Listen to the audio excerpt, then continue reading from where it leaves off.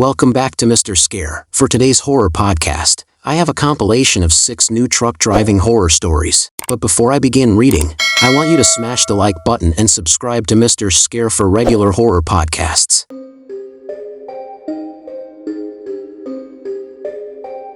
Almost about 6 years from today, I was on a routine job of truck driving which is called as a meet and turn. In this system of work, we follow a process where a driver that is stationed in one city will drive a load halfway to its destination. At the same time, a driver that is living out of that destination will drive halfway with a load that is destined for my city. The two drivers meet in a predetermined spot, which is usually a parking lot. We meet one another, switch our trailers with one another, and drive back home. I had been on this regular trucking job for a few months, and I found that I always got to the agreed meeting point about an hour and a half before the other driver. It was a little annoying to wait almost every time, but it might have more to do with my habit of always reaching almost about half an hour early for any occasion. So if you think about it, the other dude was just half an hour late. And traffic is unpredictable in the late hours. So what I started to do was utilize that time to get a power nap. Not a power nap, but an hour-long nap. It was a dark and empty dirt lot at about 2 a.m. in the middle of the night, so I would stretch out across the seat and take good rest. Now this nap was also a part of my routine for a week or two. Although one night, about 10 to 15 minutes into my nap, I was awoken by a barking dog. It was loud and consistent, but I tried to ignore it. However, the non-stop barking carried on for several minutes and got louder and louder as the dog got closer to my truck. Soon, it became apparent that the dog was right outside of my truck, barking at my window. Now I joked to myself that either that dog was Lassie, and it was trying to alert me to something, or else it is just a pain in the butt, and I will need to throw something at him to scare him off. I don't hit animals, but he was barking non-stop, so I wouldn't mind shooing him away. It is important to note that the barking had been going on for a good 15 minutes at this point. So, I sat up and looked out my window. Standing there, mere inches on the other side of the glass, was a man of about 35 to 40 years of age. He was a large dude, and he was barking at me. His eyes were outright crazy, and he was frothing at the mouth a little. I remember taking a good look at it. In fact, my brain was almost reset upon seeing a human standing where I expected a dog to be. The scene really held my full attention for a moment. Then when I realized what was happening, the sheer creepiness of this encounter struck me. Gently, and making an absolute minimum of sudden movements, I reached down and started my truck. And I pulled away as slowly as possible. He chased me, much like you might expect an angry dog to do, barking all the while. Needless to say, it played hell with my power naps from then on. And I had to get to the main road to get rid of him. And as I was driving, I saw the other trucker coming in my direction. We had exchanged trailers for 2 weeks by then, and we were familiar with the trucks. So I signaled him to stop there on the side. We exchanged it there and he asked me what was wrong. While unpacking, I told him everything. I finished describing how he looked, and that's when he pointed far behind me and asked if that was what I was speaking of. I turned back and saw him staring at me from near the entrance of the truck stop, as if it was that dog's territory, and it would violate some unwritten border agreements. As the other trucker took a few steps ahead and pointed at him to take a good look, he started barking again and charged toward us. We panicked and jumped in our respective trucks. He reached under his door and kept barking. He was a huge guy and the other dude did not want to risk getting into a fight with him. Instead, I don't know why, but he whistled gently and calmed the crazy man. And to my surprise, he actually seemed to get a little calm. He then reached for a low-lying tree branch and broke it to make it a stick, and threw it as far as he could. I shit you now, he dashed in that direction and never returned. We were creeped out to the core, and we decided to never meet at that spot ever again. And we never did. It might just be a crazy guy, but it was so damn scary to see a human bark like that. I hope he got the medical attention that he required, because I called the cops and informed them about it. I never followed up on the case, because I just wanted to forget about it all at once.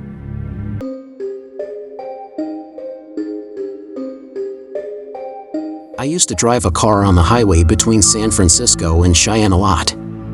It's about 18 to 22 hours of driving, depending on the weather and traffic and other usual factors. Anyway, one time I got out at a truck stop to stretch my legs and relieve my bladder, and maybe buy a soda can for the remainder of my drive. I walk into the bathroom and there are huge signs drawn over the walls.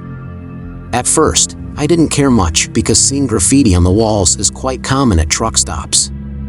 So I was relieving myself when I looked at it again and saw that it was in the blood. Or at least the color was realistic. And it seemed like some witchcraft symbols. It might be psychological, but I did feel like my energy was being sucked out of me. I rushed out at the earliest, feeling dizzy all the way. But somehow I made it to my car. I revved up my engine and headed for my car outside of this spot. In the rearview mirror, I could see some dark shadow watching me leave the truck stop. A second time I was driving at night, and the car suddenly started making this odd grinding noise. It sounded as if I ran over something that got stuck to the car maybe. It was about 2 or 3 a.m. in the middle of the night. The noise had started to annoy and more importantly distract me. So I pulled into a rest stop and woke up my buddy who was sleeping. I explained it to him as we got out of the car, and we both heard what sounded like a kid crying. There were no other cars at the rest stop. The area was well lit so we could have seen a car if there was one. But there was no other car or truck there. We decided to shrug it off, but we had frequently heard stories about child trafficking and kidnappings happening nearby, so we decided to check it out. We grabbed our flashlights and headed towards the noise, which was coming from the bathrooms. As we got closer, we realized that it was coming from the women's bathroom, and it was a low, dull sobbing. We are prepared for the worst. We walk in expecting to see some brutally beaten and exploited kid, and we see nothing. The sound was still there, and it was still clearly coming from the room, but the room was absolutely empty. We turned on the lights and still nothing. We checked each stall and also the trash can. Nothing at all. We even started looking for the part of the room where the sound was coming from, but to no avail. Was it some sort of a hidden speaker? Were we lured inside? Were we on candid camera? What the hell was going on? My buddy climbed up one of the stalls to get to the top window in the rest stop, which was vented out. He then closed it, and the noise paused. Completely stopped. He opened it again, and there was no more noise. We sat there for a few seconds, staring at each other. We shrugged at one another. Then the window slammed shut again, without him even touching it. I watched it happen right in front of my eyes. We were out of that damn bathroom within the next few seconds. The noise started up about 10 seconds later as we got to the car, and we were tearing out of the parking lot within 20 more seconds. The grinding noise was still there, but it didn't bother us anymore. So the next time I pull over, a few miles later at a truck stop that was not just well lit, but also a little occupied by other truckers. There were a couple of other truckers there, and no other civilians like us. We check under the car. There's a red and silver piece of metal wedged between the part of the car and the road, about half an inch or so off the ground, so with us in the car, it would definitely have been grinding against the ground. We couldn't remove it with our bare hands, because it was really wedged in there. So we kick at it to bend it, and figure that we'll remove it when we get back. A week later, I had my mechanic take it out, when he was doing a routine servicing of the car, and he told me that it was a part of a kid's tricycle. It was the red metal part, where somebody could stand. Now I don't know why, and I don't think they were connected or anything, but that was one of those moments for me which was totally messed up and crazy.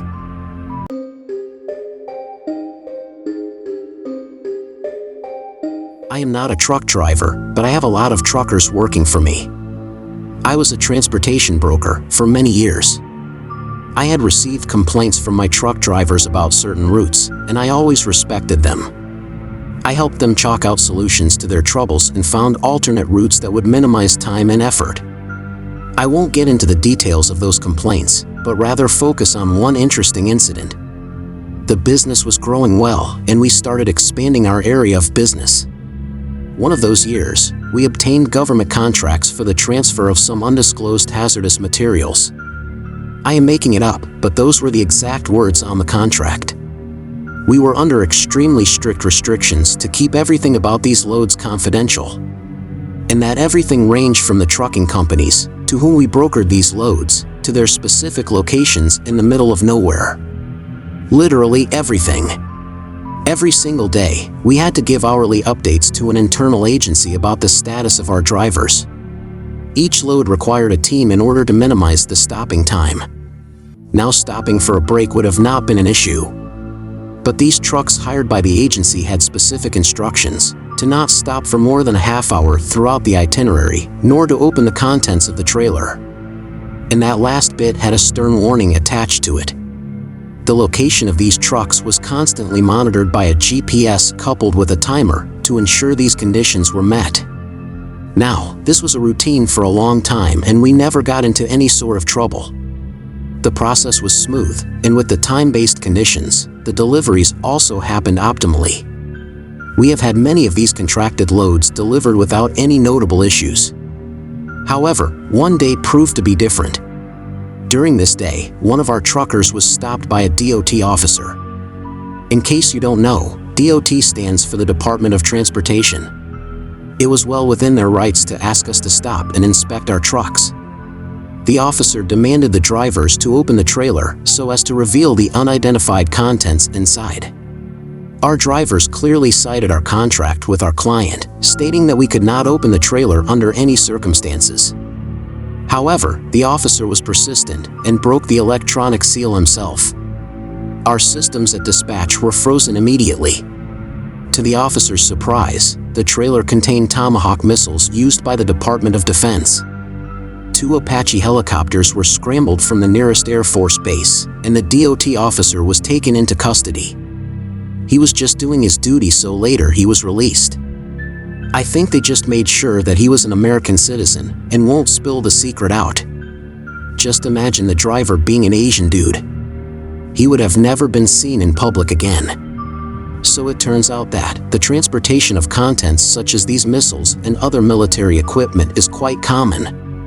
Since they are concealed in a dry van, however, the public is completely unsuspecting.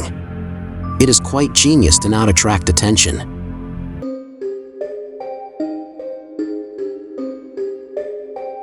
My dad was driving in Albuquerque when he stopped for the night in the parking lot of a pawn shop. It was about 10:30 p.m. and his air compressor was empty. Earlier that night he had rolled down the windows, but since the compressor was out, and he couldn't roll them back up until it refilled. Anyway, he was getting ready for bed, and a voice yelled at him to not move a single muscle. A female Latino tweaker jumped into the truck from the driver's side. It is to be noted that the voice was coming from the passenger side window. The other one, who jumped from the driver's side, pressed a gun to his head, ordering him to give her all his money and valuable belongings. Unfortunately for her, my dad doesn't ever carry cash, and the poor fellow never buys himself anything expensive too. He only had like $50 on him, a broken laptop, and his clothes, blankets, and toiletries. Of course, he did have his debit card and credit card. They held him hostage in there for more than an hour as she unloaded everything from the cab and handed it to her 350-pound black male friends. According to my dad, the girl was tripping balls the entire time. She ordered him to follow her to the ATM, but considering that my dad owns his own business, it probably wouldn't have ended well had she seen his accounts. He decided he couldn't let it happen. After a few more minutes, she decided they were walking to the ATM. She had her friend on the passenger side help her down, ordering my dad to follow. As soon as she was clear of the door, he closed the door, locked it, and tried to honk the horn, but it hardly made any audible noise. Apparently, that noise was loud enough to send the trio running into the darkness with blankets in their hands. Shaken by the sudden course of events, my dad called the police. Surprisingly, they had an amazing response. 10 to 15 patrol cars, a helicopter, and dogs were there within 5 minutes. They caught 2 of them, but not the third one. I would also like to add another story that my dad told me a few years back. My dad drives in Texas a lot, but there is a particular road that he always avoids. I'm not sure what road it is, but he says it's in the middle of an old Native American land. One night as he was driving through, he kept seeing shadows running alongside his trailer. Every once in a while he would hear a loud bang, as if someone was slapping the side of the trailer. He decided to stop and see if a tire has blow, because that was the only thing that could be making that sort of loud noise.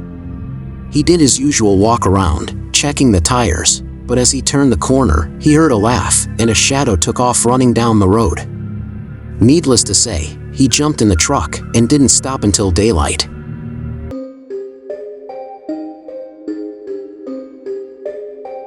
This happened a little over 5 years ago, when I was either 10 or 11 years old. When I was younger, my dad would take either my sister or me in his 18-wheeler truck across the eastern part of the United States. This was mostly so he didn't have to unload the truck all by himself, because he was a lazy guy. Anyway, I went with him one summer, and we stopped at a Burger King joint to eat and refresh. I am unable to recollect as to where exactly it was, but it was either in Kentucky, Virginia, or West Virginia. I nearly got hit in the parking lot by some douche, which was bad enough, but the really creepy shit went down once we were inside. I ordered a kid's meal with a Dr. Pepper. The cashier was this weird, redneck-looking dude. I remember taking a sip of my drink a little after sitting down, and it tasted weird, but I had a mouthful of food at the time, so I didn't pay much attention to it. Now, ordinarily, I will chug down anything carbonated, but for some reason, something told me not to do it this time. After I finished eating, I took another sip and it was definitely not Dr. Pepper. I told my dad that it didn't taste like it. He tasted it and then went and yelled at the creepy-looking redneck cashier. The manager fired him on the spot. I later learned in my teenage years that the flavor was that of very cheap beer. So some creepy redneck, likely a pedophile, tried to get a 9-year-old boy drunk in a Burger King.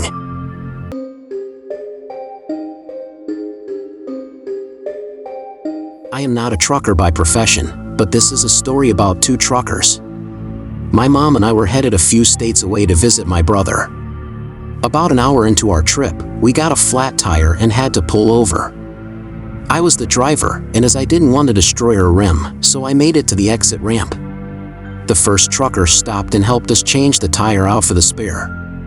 I tried to do it myself, but I had parked on an incline and was struggling. He was very nice, tried to refuse the $30 my mom gave him for the trouble, and suggested we try to buy a patch at Walmart down the road. We were both in need for a cup of coffee at this point, so we stopped at a Huddle House before we went to Walmart for the patch. We asked the lady behind the counter if she could give us directions to the nearest Walmart, and in the process heard about the flat. She informed us that her brother-in-law was over in one of the booths, and he would be happy to do the patch for us. Now her brother-in-law is the second trucker. We finished up and agreed to follow the guy in his 18-wheeler over to the store. When we got there, I decided to stay with the car and my mom's dog, while my mom heads into the store with the dude. When they got back, my mom had a strange look on her face. I looked at her in curiosity, and she responded with the look of "I'll tell you later." As he was fixing the tire, he started questioning my mom about my age and relationship status. It was getting creepy because he was asking her stuff as if I was not present there. The creepiest moment happened after that, as he went to get his toolbox out of his rig. Because that was when he opened the door, and an object rolled out and hit the pavement. My mother, being the polite lady she is, started to retrieve it. I knew what it was as soon as my eyes laid upon it. It was a giant, purple dildo of the double-headed variety. As soon as the recognition took place, I threw my arm across my mom to stop her and furiously shook my head to get her to stop. Eventually, he retrieved it himself. He got the tire back on the car and attempted to solicit my mom for information about me again. He refused to take cash from her, but requested my number instead. I answered before she could respond with a fake number. Luckily, he did not dial to check if it was correct. As we drove away, I had to explain to my mom that she almost grabbed a trucker's purple dildo.